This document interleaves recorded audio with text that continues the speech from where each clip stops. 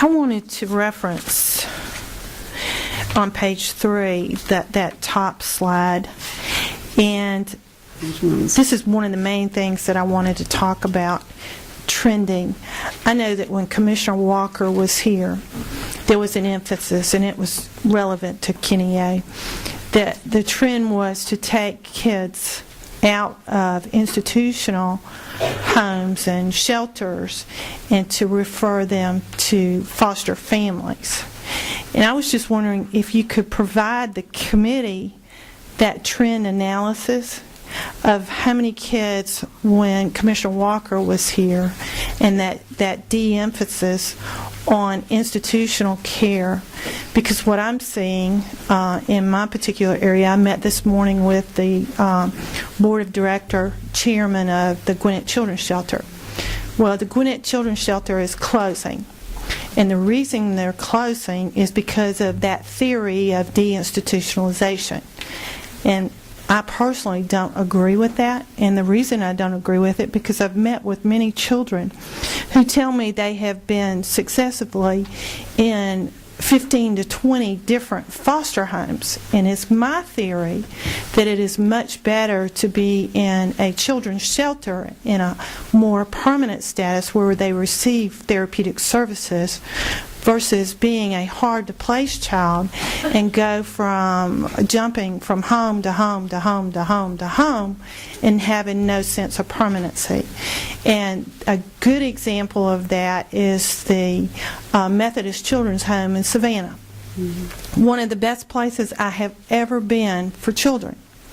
And they were basically cut off at the same time when Commissioner Walker had this theory of that deinstitutionalization. And I think it's more important in a very affluent county like mine that supports their children's shelter, that has a multi-million-dollar facility that is on the brink of closing. They have 20 children left at the shelter.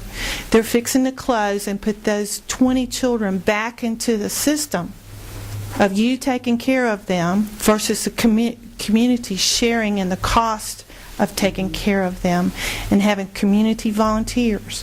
So I would like to see an analysis of that change in philosophy and that trend. And are we going back to community-based settings, which I feel like we should, versus putting these hard-to-place children and you're paying the parents how much a day to take care of a child in a foster home? How much is it a day? Right, and the amount is going to vary, and to be specific, $16 to $20 a day, which you cannot take care of a child and feed them and clothe them and take care of them properly, in my opinion. And then on top of that, you get a more difficult child that is hard to place and needs those therapeutic services. They're not getting them in these foster homes. I'm sorry. They're not getting it. And to me, to put them in a more permanent situation with those services is much more beneficial. And I think that is part of the system that is broken, and why in my particular county I've had fatalities, and I know that is a part of the whole system. But I just think that the system is faltering, and I think it's a wrong philosophical decision to do that. I think there are very good institutions that can take care of kids, and I would just like to see the statistics on that trend to know that if I'm accurate or not. I may not be accurate, but I do know that I have a multi-million-dollar facility that's closing. We can certainly provide you with an analysis of that. Let me also say that much of our practice is founded on, best practices around the nation related to child welfare. Right. And most, studies and child welfare experts will say that the best place for a child is to be within a home setting. So it is definitely a priority for us to have a child in a home setting with so that they can have that kind of an individual bond. But as you can see from this chart, almost 18% of our children are in congregate care facilities. This has been, we've been increasing this number over the last couple of years because it had been a bit lower than this. Right. And that's that trend. And that's that trend that I would like to see of when it was at a level, and then when it went down, when Commissioner Walker changed that philosophy, and now when it's, if it's going back up, I'd like to know. Right, and because with congregate care facilities, there is definitely a need, and we have children who certainly benefit from these placements. And you've mentioned some when the number of placement changes.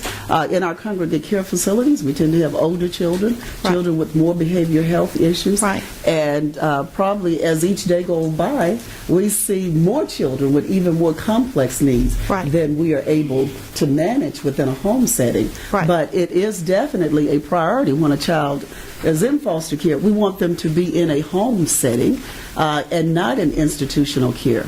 But as this shows you, when it's necessary, and it is, that's where we're placing children. What is your answer across, and I don't want to take too much time, I'm sorry, Okay. and I can talk offline with her. What is your answer to these communities that support good shelters and that have good institutions? What is your answer to them going away? I mean, what's going to happen when a county of 1 million people doesn't have a children's shelter anymore? What's going to happen? And again, in terms of my answer to that, we are really coming from the reference point of what's needed for children. Right. And as we analyze each community, which is what some of these maps are designed to do, and we can drill down further to, really the over the 14 population and children with behavioral health issues, and those who do better in congregate care facilities to determine where they should be. But again, as we do our work, our focus really is more around what do we need for the child, and do we have the services needed to care for the child. Well, wouldn't you agree that if you have a child or a family that's in a crisis situation, maybe it's a hostage situation, where you remove the children from the home in the middle of the night, don't you agree that those shelters are very valuable? Because Johnny on the spot, they have therapeutic services right there.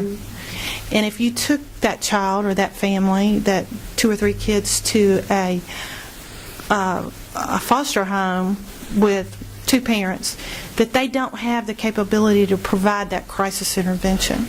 So if a county of 1 million people did not have that shelter, what would you do with those kids in the middle of the night? And actually, let me just say that we do have homes that are trained to deal with children with intensive needs. And we see quite a few of those within our child placement agencies, those private agencies that they have recruited for and trained individuals. I've been to some of those, like in Cobb County. I've been to those facilities. And also, let me just say that in a couple of places, particularly Fulton, I believe in DeKalb, we have what we call receiving homes. And these are homes where the foster parents have been trained to care for children as they enter care, and they will not necessarily remain there. But we're certainly, training more people to be able to provide that. But I do agree that there is a wide array of services that's needed. And some instances, it will be congregate care facility. When you get her this information, I think it would be helpful too to show our trend of, from your perspective of where we've been from, foster care versus the group setting. What have we done the last couple of years? Okay. I mean, are we going more to the private provider? So include that in there if you would as well. Okay. Sure will. Okay, let's go forward then. We can get you to page 4. Okay, and I got left off. I wanted to mention the older youth in care. I'm sorry. And also the reason why. Yeah. Right. Yeah, why we're doing it. Yes. Right. Yeah, right. Yeah, please. Right. Thank you. If the shelter, if the home is closing, if the facility is closing, then surely we want to know why. Because what you're saying is, makes a lot of sense. But This facility, and I believe the chairman has been there, is a multi-million-dollar facility. It's not old, it's new. In the last, 15, 20 years, it's a fabulous facility, and it's just being shut down, all because they will not place children there. Okay, right, and I certainly would like to talk offline with you about. And we're also going to want to know if that's going to be the trend going forward, if we're going to be Right. shutting down this kind of facility. Right.